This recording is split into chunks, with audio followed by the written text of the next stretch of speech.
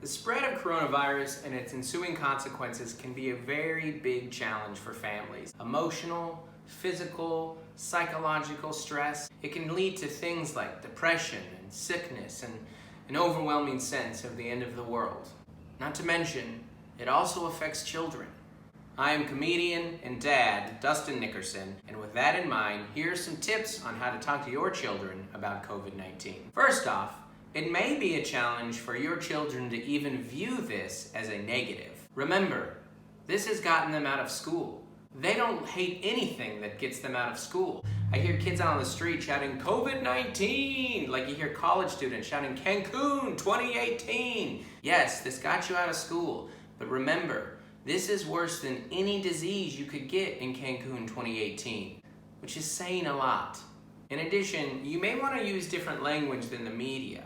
Say something along the lines of, this harmful disease is spreading rapidly, because if you tell them it's going viral, they're going to think that's a good thing. The importance of personal hygiene is at an all-time high. Children are very visual, and there's some great resources out there that show how germs are repelled by the soap on clean hands. And if you need another visual aid, say to them, I'm clean hands, you're germs, and then lock yourself in your room for as long as needed. Food is also a very important topic right now. Items and selections can be limited. So with that in mind, a couple things to discuss with your children. It's a good opportunity for you to explain to your children the difference between an expiration date and a best if used by date. Yeah, that's smelly, but not too smelly. You can remind them that things like crickets, grasshoppers, and even snails are a delicacy in part of the world. Just in general, you're trying to train them to not be too picky. As we often say in our household, we are not a restaurant.